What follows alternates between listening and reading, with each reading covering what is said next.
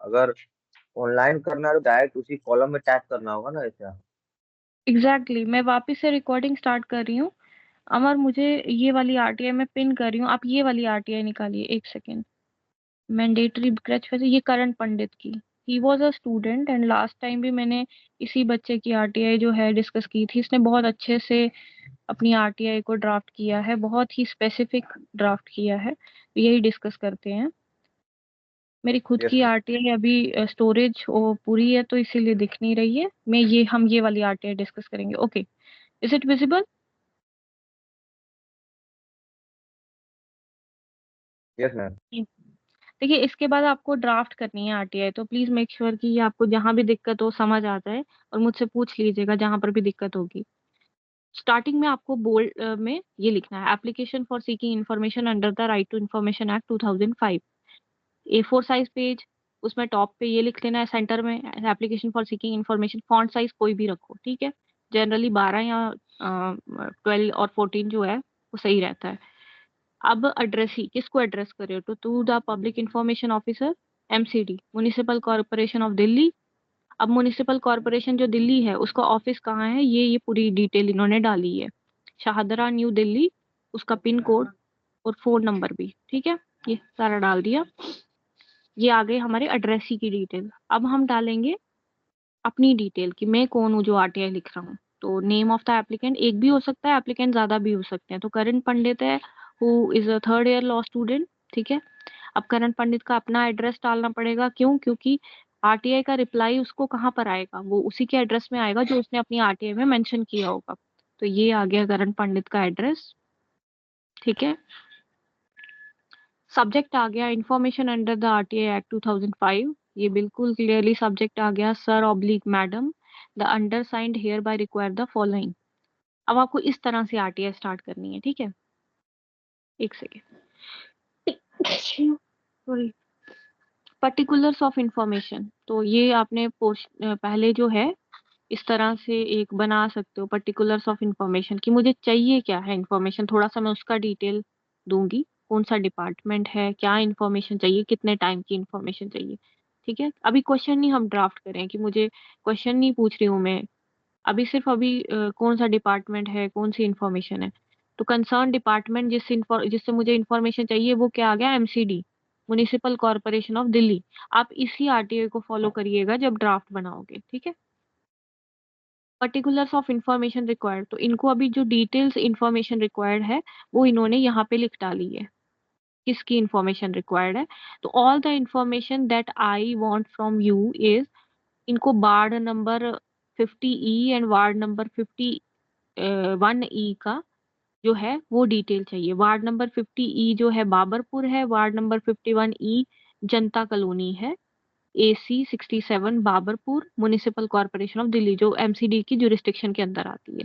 तो देखिए इन्होंने बहुत स्पेसिफिकली, हालांकि यूजुअली आरटीआई ऐसी होती नहीं है, इन्होंने बहुत अच्छे से उसको स्पेसिफिकली मेंशन किया है कि मुझे एमसीडी से कौन से बाढ़ की इंफॉर्मेशन चाहिए, उस बाढ़ का नंबर, उस बाढ़ का नाम, पूरी डिटेल लिखी है, डिपार्टमेंट का नाम लिखा है। तो ऐसी आरटीआई हो तो आपको जवाब देना ही पड़ेगा, क्योंकि कोई वो वेगनेस जो है वो दिख ही नहीं रही है, वो किस पे आपको डिनाई करे। अब इन्होंने पीरियड भी लिखा है कि मुझे इन्फॉर्मेशन जो है वो कितने पीरियड की चाहिए, period for which the information asked. अब सपोज करते हैं आरटीआई में आप कोई जवाब मांग रहे हो, तो आप कितने साल का जवाब मांग रहे हो। जैसे आप सपोज करते हैं मांग रहे हो कि स्ट्रीट लाइटिंग अभी तक वार्ड नंबर 50E में कितनी लगी है, तो वो पूछेंगे आपको कब तक का डेटा चाहिए, 1 साल का डेटा चाहिए, 10 साल का डेटा चाहिए, या 50 साल का डेटा चाहिए। तो period for which the information asked for, तो information required between the year 2022 से 2024 तक का इन्फॉर्मेशन मांगा है इसने।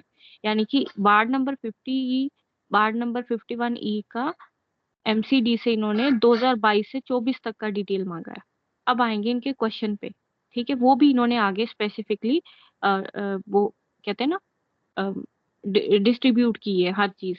स्ट्रीट लाइटिंग की अलग क्वेश्चन है, एम्प्लॉय एलोकेशन का अलग है, ड्रेन क्लीनिंग का अलग है, वेस्ट मैनेजमेंट का अलग है। तो ये आरटीआई प्रॉपर आरटीआई है जो आप फॉलो कर सकते हैं while drafting your RTI application, ठीक है। चलिए, यहाँ तक कोई डाउट है किसी को? No ma'am. मैम ये वाला एक बार आप सेंड कर दीजिएगा ग्रुप में। ये मैंने सेंड की फॉर्मेट। है, बट फिर भी मैं एक दफा फिर से फॉरवर्ड कर दूंगी, ठीक है। Okay. Details of the information required under the right to information act 2005।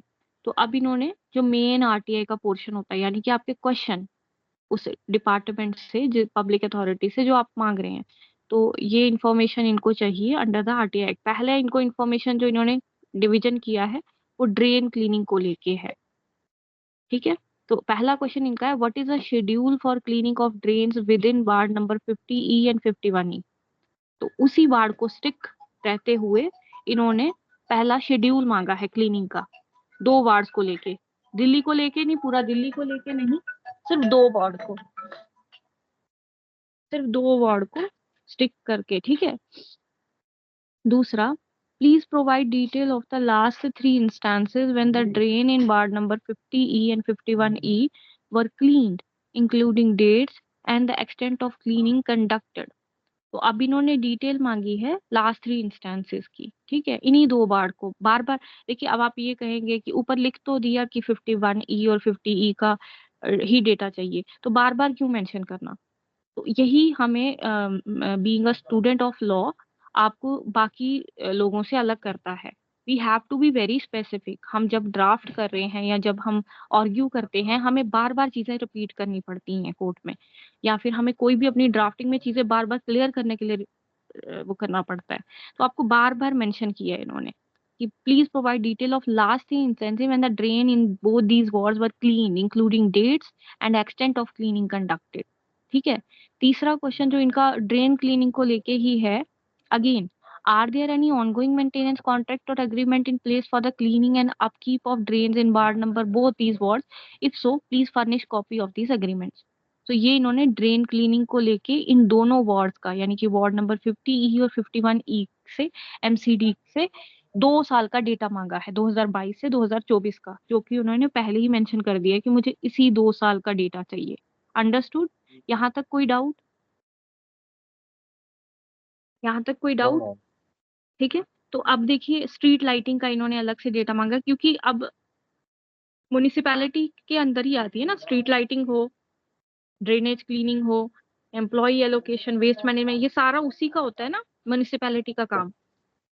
अब आप ये नहीं कर सकते कि फॉर एग्जांपल आपने अपनी आरटीआई में एक जगह लिख दिया फॉरेस्ट का क्वेश्चन, एक जगह लिख दिया अपने कोई और डिपार्टमेंट के म्युनिसिपैलिटी रिलेटेड क्वेश्चन। जब एक डिपार्टमेंट को आरटीआई लगा रहे हो तो स्टिक करो कि उसी डिपार्टमेंट को आरटीआई, उसी के परव्यू में आने चाहिए सारे क्वेश्चंस।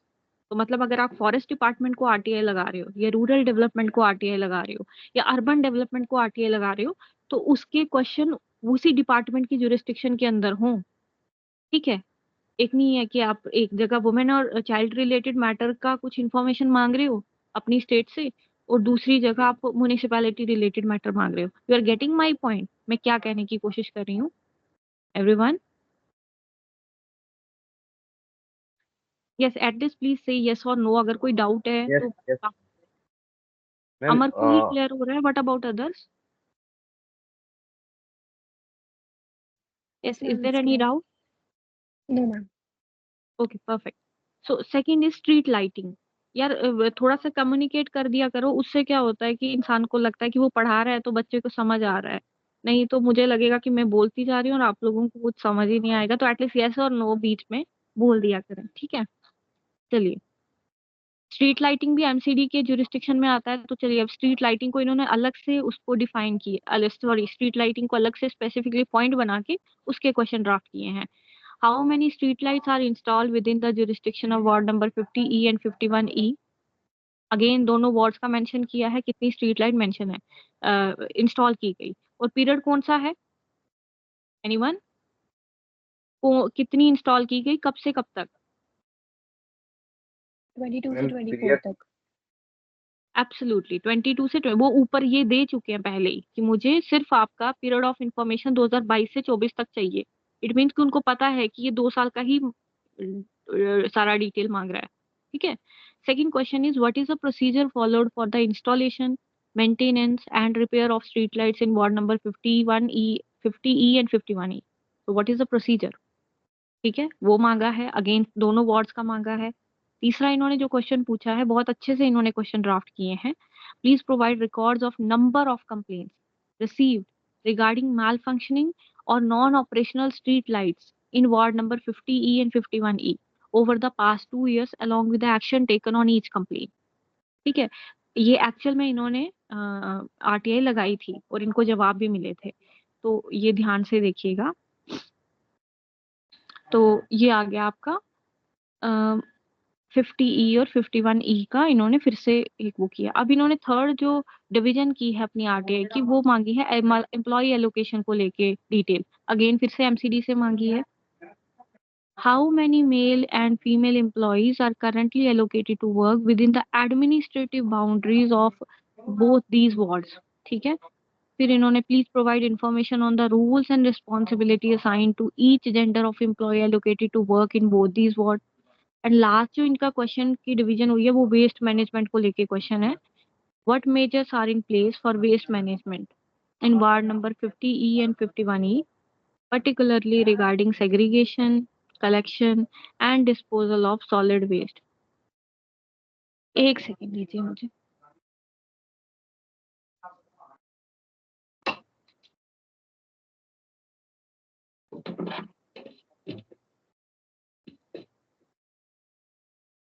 सो सेकेंड जो क्वेश्चन है वो है please furnish details of any contract और agreement with waste management agencies और contractor responsible for managing waste in ward number 50। फिर what steps has been taken by the authority to promote awareness and encourage community participation in waste management initiative within ward number so and so। So these are the questions। So he has divided actually 4 parts में इन्होंने divide किया है, drain cleaning, street lighting, employ allocation और waste management. आपको शायद जब RTI लगानी हो तो आपको इतना जरूरत नहीं हो, आपको सिर्फ स्ट्रीट लाइटिंग के बारे में आरटीआई लगानी है, आपको ड्रेन क्लीनिंग का नहीं जाना है, आपको वेस्ट मैनेजमेंट का नहीं जाना है, तो you don't need to draft it कि नहीं मुझे भी 4-5 डिवीजन बनाने पड़ेंगे, ऐसा नहीं है।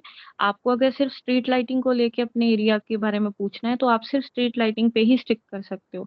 You don't need to mention कि नहीं मुझे अभी अच्छा और भी ये डिवीजन करना पड़ेगा 4-5 एरियाज में अपना क्वेश्चन। ठीक है, चलिए अब प्रेफर्ड लैंग्वेज ये आप लिख सकते हैं, एक कॉलन बना के क्लॉज दे सकते हैं अपने आरटीआई में कि preferred language of the side information is English. तो मतलब जो रिप्लाई आने वाला है मुझे इंग्लिश में ही मिले तो दैट वुड बी बेटर। ठीक है, ये आपका एक क्लॉज होते हैं, 3 क्लॉजेज आपको अपनी आरटीआई में आप जो है यूजुअली डालने पड़ते हैं, 3 से 4 क्लॉजेज। पहला क्लॉज जो है वो ये करना होता है, I state that the information sought does not fall within the restriction contained in section 8 and 9 of the act and to the best of our knowledge it pertains to your office।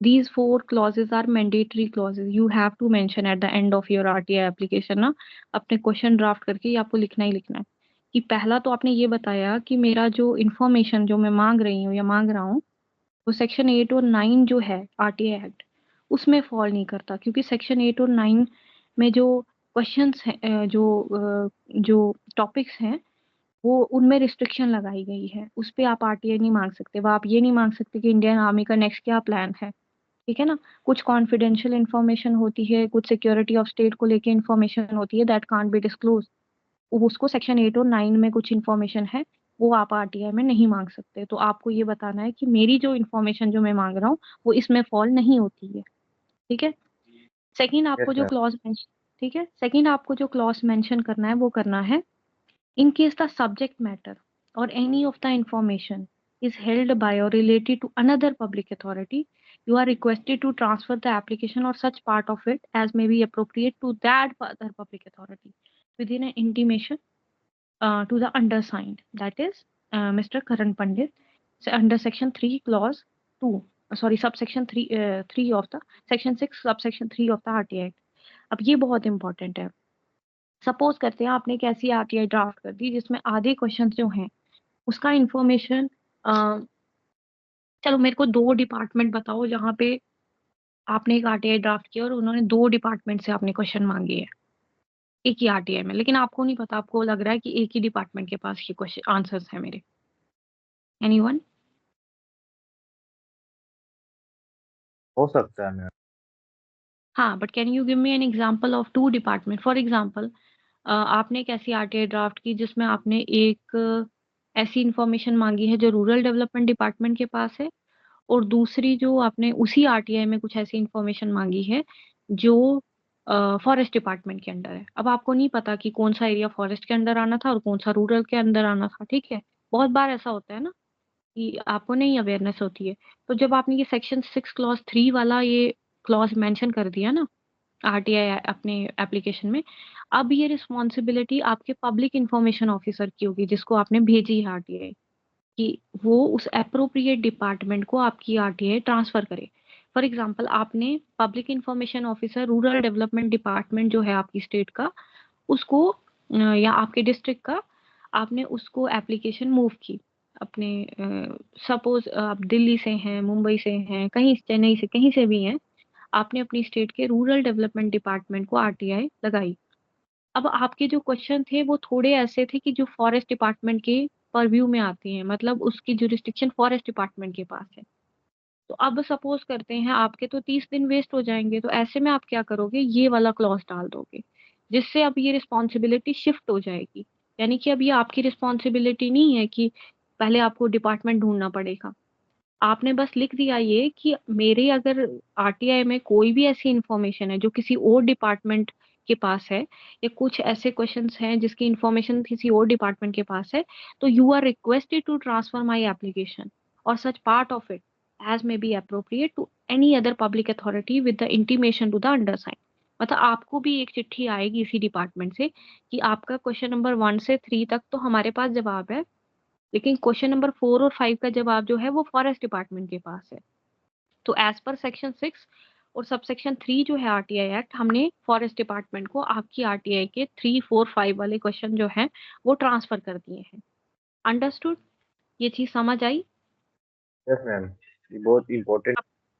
ये बहुत important है क्योंकि मैंने आपको बताया मैं 4th 5th year में law में थी, मैंने कुछ आरटीआई लगाई और मुझे डिपार्टमेंट नहीं पता थे टू बी ऑनेस्ट, कि कौन से डिपार्टमेंट के पास मुझे ये इन्फॉर्मेशन।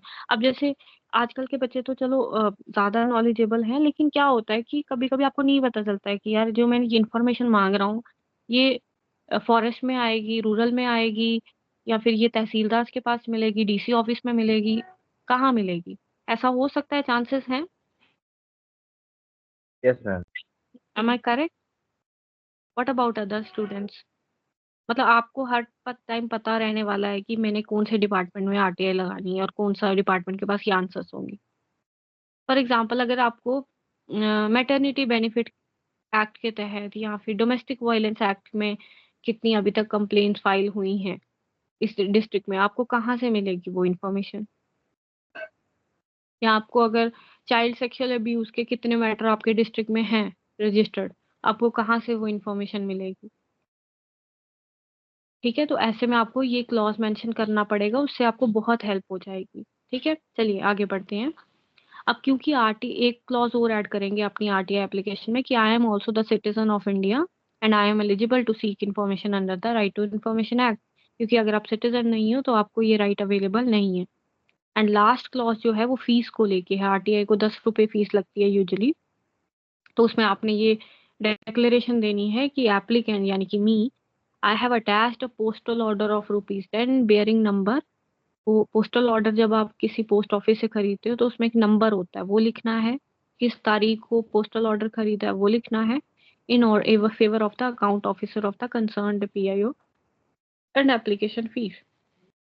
तो मैम आपने ऑनलाइन अपनी होगा तो मैम एप्लीकेशन फीस भी साथ में, ये तो ऑनलाइन लाइन में नहीं लिख। आप कोई, ऑनलाइन में आपको लिखनी है लाइन कि applicant has submitted his fees as per the RTI act via, जो भी उनका यूपीआई डिटेल्स दिए होंगे, via credit card, via debit card, via online payment, जो उनके वो दिए होते हैं ना।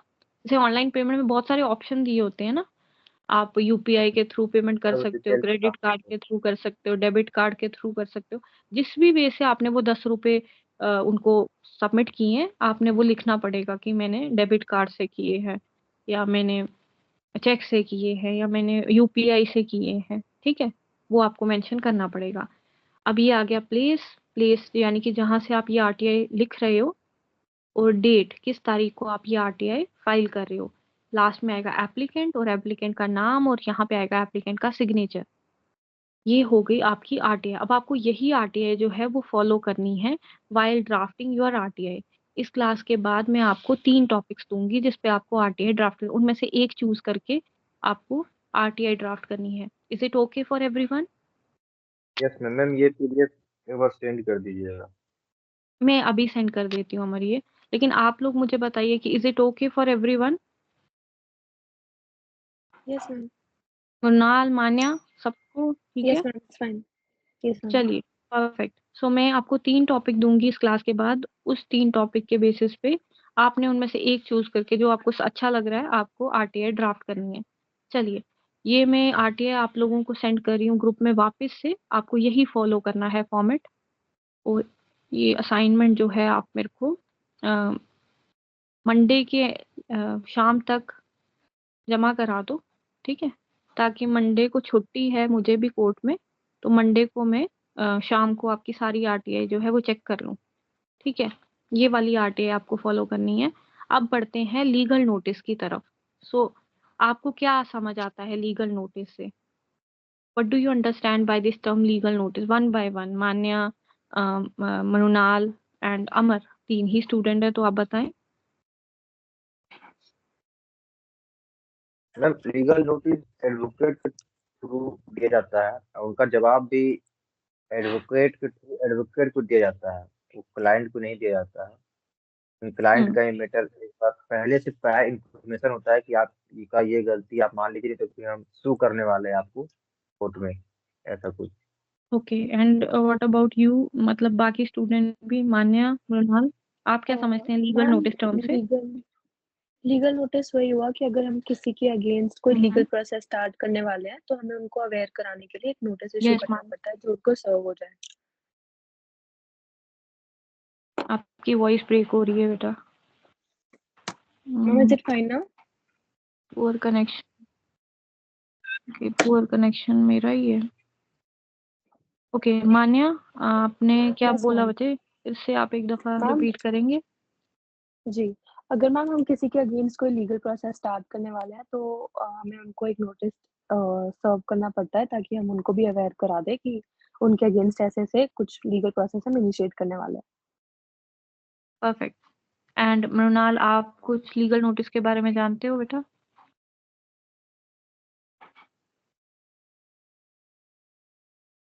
ओके, चलिए, मेरी आवाज आई होप आ रही है। सो लीगल नोटिस जो है वो यूजुअली भेजा जाता है कोई भी कोर्ट में प्रोसीड करने से पहले। Yes, am I audible? Yes yes ma'am, ma'am. You are. Okay. So कोई भी अगर कोर्ट में आपको प्रोसीड करना है कुछ मैटर्स में, आपको लीगल नोटिस भेज के चीजें जो हैं वो सॉल्व हो सकती हैं। अब लीगल नोटिस ना कुछ ही केसेस में भेजा जाता है। फॉर एग्जांपल सिविल केसेस हो गए, कॉन्ट्रैक्ट्स रिलेटेड मैटर हो गए, या फिर डिफेमेशन हो गया, या फिर चेक बाउंस का केस हो गया। चेक बाउंस में लीगल नोटिस मैंडेटरी होता है, इसीलिए हम चेक बाउंस का पहले पढ़ेंगे, आज पढ़ेंगे, और मंडे को हम इसकी ड्राफ्टिंग पार्ट डिस्कस करेंगे, कल छुट्टी रहेगी। अब देखिए क्या है कि लीगल नोटिस में क्या होता है कि आप 15 डेज का या 30 डेज का टाइम दूसरी पार्टी को देते हो कि आप 15 या 30 दिन के अंदर मुझे रिप्लाई करो। अगर आपने नहीं किया तो मुझे कोर्ट में आपके खिलाफ केस करना पड़ेगा। अब सपोज करते हैं कोई किसी का मर्डर कर देता है, तो क्या फैमिली उसको, दूसरी जिसका विक्टिम पार्टी है, वो उसकी फैमिली क्या उसको लीगल नोटिस भेजेगी कि तू 30 दिन के अंदर हमें मिल, नहीं तो हम तेरे खिलाफ केस कर देंगे? Is it possible? No ma'am, no ma'am. Civil में होता है, क्रिमिनल में कैसे हो जाएगा। एग्जैक्टली, क्रिमिनल मैटर में लीगल नोटिस नहीं भेजे जाते एक्सेप्ट डिफेमेशन। डिफेमेशन में भेजा जा सकता है क्योंकि अल्टीमेटली डिफेमेशन सिविल भी होता है और क्रिमिनल भी होता है। तो डिफेमेशन में आप भेज सकते हो कि हम दोनों तरफ से आपके प्रोसीडिंग करेंगे। अगर आपने, और रिकवरी केसेस में भी, जैसे फॉर एग्जांपल किसी ने मेरे से 10,000 रुपए लिए और बोला कि मैं तेरे को 2 महीने के अंदर वापस कर दूंगी या कर दूंगा, अब वो मेरे को पैसे वापस नहीं कर रहा है, तो मैं उसको लीगल नोटिस भेज सकती हूँ कि अगर तुमने मेरे 15 दिन के अंदर पैसे वापस नहीं किए तो मैं तुम्हें चीटिंग के भी केस में डालूंगी, क्रिमिनल केस में, और साथ में तुम्हारे रिकवरी का सूट भी डालूंगी, सिविल केस भी। ठीक है? तो कुछ मैटर हैं जिसमें आप सिविल क्रिमिनल दोनों का मेंशन लीगल नोटिस में कर सकते हो। चेक बाउंस का केस जिसके बारे में अभी हम डिस्कस करने वाले हैं वो बहुत इंपॉर्टेंट है क्योंकि इसमें मैंडेटरीली आपको भेजना है। जैसे सपोज करते हैं डिवोर्स का केस है, उसमें जरूरी नहीं है पार्टी को मैं लीगल नोटिस भेजूं नहीं भेजूं, वो पार्टी की मर्जी है। लेकिन चेक बाउंस में आपके पास कोई ऑप्शन नहीं है, you have to send a legal notice to the other party before going to the court, before proceeding with the case, right. So let's discuss the cheque bounce चीज matter कि cheque bounce होता क्या है। मैं आपके साथ वापस से स्क्रीन शेयर कर रही हूँ, एक आर्टिकल है 2024 का आर्टिकल है, तो इसमें काफी अच्छा से दिया हुआ है, तो यही डिस्कस करते हैं। बाकी चेक बाउंस के नोटिस भी मैंने एक शेयर किया आपसे, जिस दिन ड्राफ्टिंग पार्ट करेंगे उस दिन मैं आपको कुछ और नोटिस शेयर कर दूंगी जो मेरे खुद के चेक बाउंस के लीगल नोटिस मैंने भेजे हैं। Is it visible? Yes ma'am.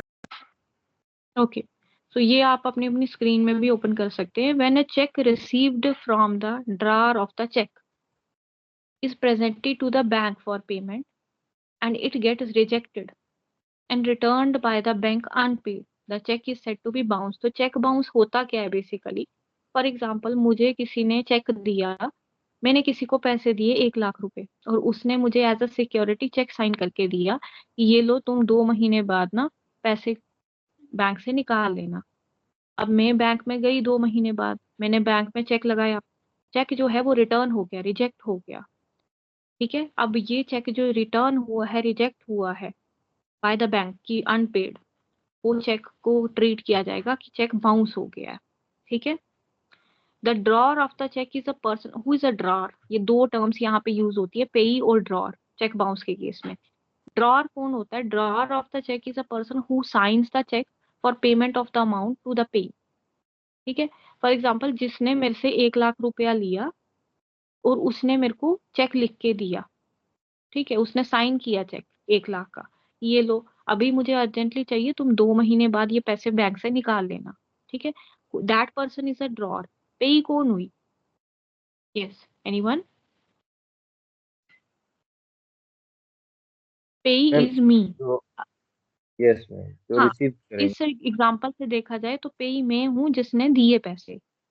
पेई is a person who receive the cheque, मुझे चेक मिला ना, मुझे उसने दिया कि ये लीजिए आप 2 महीने बाद पैसा एनकैश करा देना बैंक से, and present it to the bank for receiving the payment. मैंने बैंक को पैसा दिया, ठीक है, for receiving the payment of the amount mention. तो payee is the person who receive the cheque and present it to the bank for receiving payment, तो मैं payee हुई।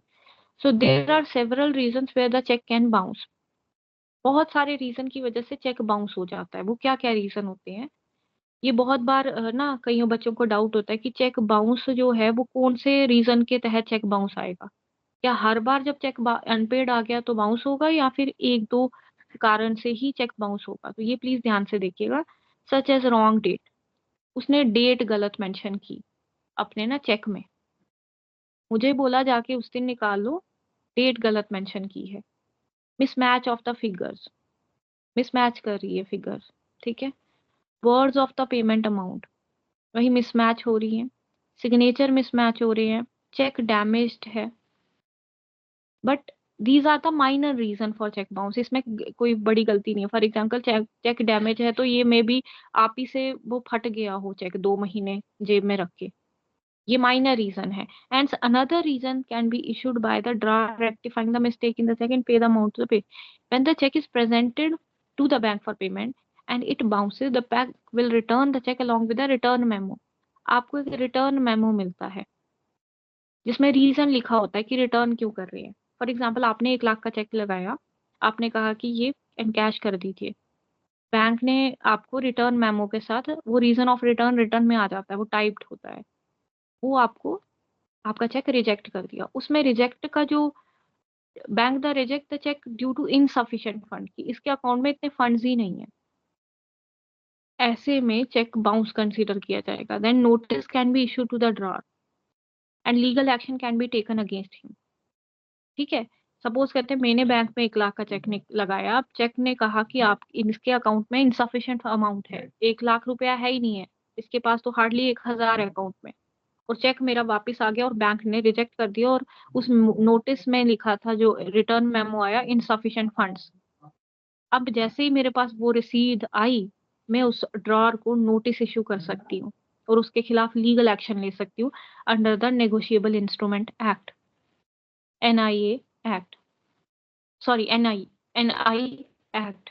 When the check bounces due to insufficient fund and is returned by the bank, the payee should send a legal notice to the drawer of the check asking to make the payment. अब मेरे पास तो वो आ गया, मतलब मुझे तो check मिल गया वापस, इसमें तो पैसा ही नहीं है, तो मैं सीधे कोर्ट नहीं चली जाऊंगी, इसने मेरे साथ धोखा किया, ये वो, no, I will send a legal notice to the drawer asking to make the payment. उसको बोलूंगी कि भाई तेरा चेक तो वापस आ गया, इसमें तो अकाउंट में पैसा ही नहीं है तेरे अकाउंट में, तू मुझे 15 दिन के अंदर पैसा दे, वरना मुझे कोर्ट जाना पड़ेगा। Check bounce is basically an offense under Section 138 of the Negotiable Instrument Act 1881 in India. एक criminal offense है. The legal notice act as an intimation to the drawer of the check that the amount mentioned in the check need to be by him.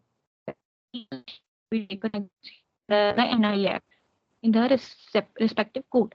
तो ये proper criminal court में criminal complaint file की जाती है, लेकिन उससे पहले court आपकी कंप्लेंट तब तक एक्सेप्ट नहीं करेगा जब तक आपने उसको लीगल नोटिस नहीं भेजा होगा दूसरी पार्टी को। Is it clear? यहाँ तक कोई डाउट? मैम लीगल नोटिस सिर्फ फंड सब इंसफिशियंट बताएगा तभी कर सकते हैं, या फिर और किसी कारण से अगर डेट आगे निकल के डेट अगर पास हो गया तभी कर सकते हैं? आपकी वजह से, अगर आपकी वजह से डिले हुआ है तो फिर तो नहीं आप कर सकते, क्योंकि वहां गलती आपकी है। सपोज करते हैं उसने बोला था 1 महीने में पैसे निकाल देना, अब उसने काटा ही जिस तारीख का चेक था, आपको याद नहीं रहा, आपको याद आया 1 महीने 2 महीने बाद, वहां पे उसकी गलती नहीं है कि उसके अकाउंट में इस टाइम पैसा नहीं है। उसने जिस तारीख को दिया था आपको चेक, आपको उसी दिन उसको एनकैश कराना चाहिए था। ठीक है, यस मैम। चलिए कंटेंट क्या रहते हैं चेक बाउंस नोटिस के, तो कंटेंट ध्यान रखिएगा, फिर हम ड्राफ्टिंग पार्ट जो है मंडे को देखेंगे। कंटेंट रहने दीजिए, वो ड्राफ्टिंग पार्ट में ही आएंगे। लीगल एक्शन क्या बनता है ये डिस्कस कर लेते हैं। When a check bounces, the first step is to send the check bounce notice to the drawer and request him to pay the amount. तो पहला तो यही आएगा, आप सीधे कोर्ट नहीं जाओगे, आप सीधे पुलिस स्टेशन नहीं जाओगे, मेरे साथ धोखा हो गया, मेरा 1 लाख रुपया खा गया आदमी, नो। पहला आप ये करोगे, वकील के पास जाओगे और कहोगे कि वकील साहब मुझे एक चेक बाउंस हो गया, मेरा नोटिस भेजो इसको। ठीक है, और उसको रिक्वेस्ट करोगे कि भाई मेरा 1 लाख रुपया मुझे वापस कर दे। If he does not comply with the notice, अगर वो कहता है कि नहीं, आपने टाइम दिया उसको, उसका कोई रिप्लाई नहीं आया, then legal action can be taken against him. ठीक है, उससे पहले नहीं। For initiating legal action and filing a suit in the court against the drawer, following condition must be satisfied. अब जैसे अमर ने क्वेश्चन पूछा था कि मतलब अगर मेरे से गलती होगी, सपोज मैंने उस दिन कैश नहीं कराया, बाद में करवाया, तो ऐसे में क्या होगा, तो वो इस केस के लिए ये कंडीशन सेटिस्फाई होनी चाहिए, तभी ये केस बनता है। पहला, the payee should present the cheque within 3 months of the date of its issue. तो जिस दिन उसने इशू किया है उसके 3 महीने के अंदर, ओके, तो मतलब कि 3 महीने तक आपके पास टाइम पीरियड होता है। ठीक है, I was not aware about this. तो payee should present the cheque within 3 months of the date of its issue. तो जिस दिन उसने इशू किया है उसके 3 महीने के अंदर अंदर आप जो है वो चेक प्रेजेंट कर सकते हो। The bank should reject the cheque due to the insufficient funds. अब इनसफिशिएंट फंड की वजह से बैंक ने चेक रिजेक्ट कर दिया कि इसके अकाउंट में पैसे ही नहीं है। Pay make a demand for the payment of the check amount by issuing a check bounce notice in writing to the drawer by post. अब पेई ने नोटिस भी भेज दिया उसको कि भाई मेरा पैसा वापस कर, चेक बाउंस हो गया तेरा। तो check bounce notice must be sent within 30 days of the receipt of the information of return of check by the bank. So for example today is 25 of January, right? तो cheque bounce का notice जो है वो with in 30 days जा सकता है, जिस दिन मुझे ये पता चला कि चेक बाउंस हो गया। ठीक है, जैसे फॉर एग्जांपल मैंने कल चेक लगाया था 24 ऑफ जनवरी को, आज मुझे बैंक से कॉल आया कि मैडम आपने जो चेक लगाया था कल वो बाउंस हो गया है, मतलब उसका इनसफिशिएंट फंड्स है, उसके अकाउंट में पैसे ही नहीं है। अब आज से मेरे पास 30 दिन का टाइम है नोटिस भेजने के लिए। ठीक है, ठीक है, समझ आ रही है ये? And the drawer fail to pay the amount of cheque to the payee within 15 days of the receipt of the legal cheque bounce notice. अब मैंने वेट नहीं किया 30 डेज का, मैंने आज ही वकील किया और वकील को कहा कि वकील साहब मुझे चेक बाउंस का नोटिस भेजना है, आप आज ही ड्राफ्ट करके उसे भेज दो। अब आज भेजा मैंने और कल उसको सपोज करते हैं रिसीव भी हो गया, स्पीड पोस्ट किया मैंने या रजिस्ट्री की, कल उसको रिसीव हो गया, क्योंकि वो कंसाइनमेंट नंबर से पता चल जाता है ना, इफ यू आर अवेयर। तो आपको पता होगा कि पोस्टल पोस्ट करते हो ना जब आप, तो उसमें जो रसीद मिलती है उससे आप ट्रैक कर सकते हो अपना पोस्ट कि उसको मिला या नहीं मिला, या फिर ईमेल कर दो उसके ऑफिशियल ईमेल आईडी में। अब सपोज करते हैं आपको पता चल गया कि उसको उसके तक पहुंच गया नोटिस, अब उसके पास 15 दिन का टाइम है आपको रिप्लाई करने का। ठीक है, यहाँ तक कोई भी डाउट? मैम कोर्ट में जैसे विंटर ब्रेक समर ब्रेक होती है और मेरे हम्म पास कौन सा टाइम है मुझे करना है वो लीगल नोटिस हम्म। या केस इनिशिएट करना है, ऐसा कुछ टाइम पीरियड, और वो गैप में अगर आ जा रहा है वहीं पर खत्म हो रहा है 1 मंथ, तो फिर क्या उसका होगा? अमर आपकी ना आवाज बिल्कुल ब्रेक हो रही है, मुझे समझ ही नहीं आया आपका question. Let me complete this अमर, फिर मैं आपका क्वेश्चन लेती हूँ, बस मुझे इतना ही पढ़ाना है। और ठीक है, ड्राफ्टिंग पार्ट जो है वो हम डिस्कस करेंगे मंडे को। तो अगर ये सारी कंडीशन सेटिस्फाई हैं then legal proceeding can be initiated in the court. अब आप कोर्ट में जा सकते हो, चेक भी बाउंस हो गया, आपने नोटिस भी भेज दिया, नोटिस का कोई रिप्लाई भी नहीं दिया उसने, अब आपके पास कोर्ट में जाने का राइट अराइज हो जाता है। Within 30 days from the expiry of 15 days time period for check amount payment after receipt of check bounce notice by the drawer। तो मतलब कि उसको 2 minute within 30 days from the expiry of 15 days time period check amount payment। Okay, तो suppose करते हैं वो कल उसको मिल गया नोटिस, आपको कंसाइनमेंट नंबर ट्रैक करके पता चल गया कि उसको रिसीव कर लिया उसने नोटिस। अब जो है उसने रिसीव कर लिया, वहां से आपके पास 30 डेज का टाइम है। ठीक है, नहीं नहीं नहीं, with in 30 days after from the expiry of 15 days time और चेक अमाउंट पेमेंट। ओके, उसका 15 दिन का जब टाइम पीरियड हुआ, अगर मैंने 25 को नोटिस भेजा है उसको 25 जनवरी को, 15 दिन कब खत्म हो रहे हैं उसके? यस, मेरा मैथ्स थोड़ा वीक है, 15 दिन मैम कब होंगे उसके? फ्रॉम द एक्सपायरी ऑफ नहीं, 15 दिन उसके कौन से तारीख में होंगे? सपोज करते हैं उसने आज रिसीव कर लिया चेक, अब 15 दिन उसको कब खत्म हो रहे हैं? Today is ma'am 25 of 10th Feb 10th, perfect, 10th Feb को उसके 15 दिन खत्म हो जाते हैं। तो after from the expiry of 15 days time, तो मैं अब उसके 15 दिन तक वेट किया, 10th फेब तक वेट किया, 10th फेब तक उसके पास ही टाइम था, अब मेरे पास 30 डेज का टाइम है। With in 30 days time from the expiry of 15 days time, यानी कि 10 फरवरी को उसका एक्सपायरी हुआ 15 दिन, अब मेरे पास 30 दिन का टाइम है कोर्ट में जाने का। ठीक है, for cheque amount payment after receipt of the check bounce notice by the draft। The suit for check bounce can be initiated in the court of city where the check was presented for payment and the case will be filed under section 138 of the Negotiable Instrument Act। तो ये आपका cheque bounce का matter है, इसमें time period थोड़ा सा वो है, मैं एक बॉक्स, एक ना प्रॉपर एक पोस्टर सा बना के आपको टाइम पीरियड चेक बाउंस का जो होता है ना वो बना के भेज देती हूँ, थोड़ा इजी लगेगा आपको कि कितने दिन में आपको नोटिस भेजना है, कितना उसका वेट करना है और कब कोर्ट जाना है, कितने मैम दिन ये में जो चेक के 15 बाद। डेज हम्म। ये जो जी जी बेटा। 15 डेज का एक्सपायरी पीरियड है, ये due to lack of reply का पीरियड रहेगा कि उसकी तरफ से कि कोई उसकी, रिप्लाई नहीं आया? उसकी तरफ से कोई रिप्लाई नहीं आया, ये तो वो एक्सपायरी ऑफ 15 डेज है? हाँ, मतलब 15 दिन मैंने वेट ओके मैम। किया, जैसे आज उसको रिसीव हो गया जी नोटिस और नोटिस। मुझे वो ट्रैक से जी पता चल गया। अब 10 फरवरी को उसका हुए 15 दिन और उसका मैं 15 दिन जी। तक वेट करती रही, कोई रिप्लाई नहीं आया। अगर रिप्लाई कर हम्म, देगा तो मे भी शायद उसने कहा हो कि मैं इंस्टॉलमेंट में दे दूंगा, 1 लाख में एक साथ नहीं दे सकता, मैं 25-25 हजार करके 4 टाइम दे दूंगा। तो मैं यही बोलूंगी कि ठीक है, फोन करूंगी, नेगोशिएट करूंगी, कुछ ना कुछ जो मुझे सही लगेगा। हम्म, लेकिन अगर 15 दिन ठीक तक है। वो शांत ही रहा तो फिर उसके हम्म, 30 दिन वहां से टाइम शुरू हो जाएगा। ठीक है, ओके मैम। ओके बेटा, सो ये आ गया आपका चेक बाउंस का। मैं एक पोस्टर सा बना के ना आपको थोड़ा इजी, ताकि टाइम पीरियड इजी लगे आपको ना समझने में कि कितने दिन में कोर्ट जाना है, कितने दिन में बैंक जाना है, कितने दिन में चेक इशू करना है और कितने दिन बाद वो उसको वेट करना है।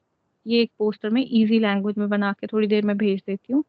बाकी ड्राफ्टिंग पार्ट के लिए बाकी का पोर्शन रखते हैं फिलहाल। थ्योरेटिकल पार्ट के लिए इतना बहुत है, जितना हमें ड्राफ्टिंग समझ आ जाए। So this is all about your cheque bounce matter. ठीक है, मंडे को we will learn the drafting part of it, कि how to draft cheque bounce case, cheque bounce legal notice. ठीक है, yes suppose ma'am. You are going to be an advocate. आप में से आप तीनों लॉ स्टूडेंट्स हैं? Yes ma'am, currently a 4th year law student. Okay, perfect बेटा। तो ऐसी कोई बात नहीं है, वैसे तो law students can also send the legal notice. एक चीज और बता दूं कंडीशन लीगल नोटिस की, कि आप वकील होना जरूरी नहीं है लीगल नोटिस के लिए। लीगल नोटिस कोई भी भेज सकता है। ठीक है, आपको लीगल नोटिस के लिए लॉयर होना जरूरी नहीं है, लेकिन मोस्टली लीगल नोटिस के लिए लॉयर्स ही हायर किए जाते हैं। और ये चेक बाउंस का जो लीगल नोटिस है, इसकी फीस जो है 5,000 से 50,000 तक हो सकती है। इट डिपेंड्स कि आप कहाँ प्रैक्टिस करते हैं, किस सोसाइटी में प्रैक्टिस करते हैं और आपकी प्रैक्टिस किस लेवल की है। ठीक है, तो लोग अच्छा खासा चार्ज करते हैं इस लीगल नोटिस को ड्राफ्ट करने के लिए। तो it is up to you. तो we will learn the drafting part of it on Monday.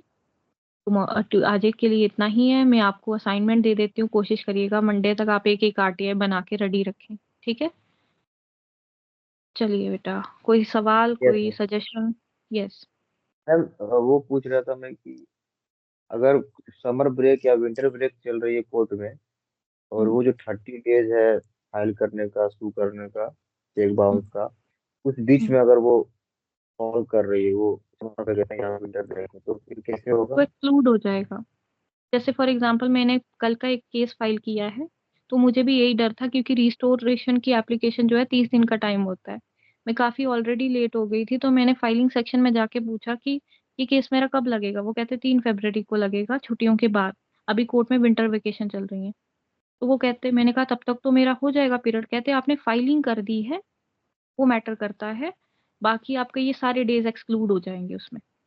जो वेकेशन है का टाइम है वो एक्सक्लूड हो जाएगा उस टाइम से। मैम संडे भी एक्सक्लूड होता है क्या? संडे भी एक्सक्लूड होगा।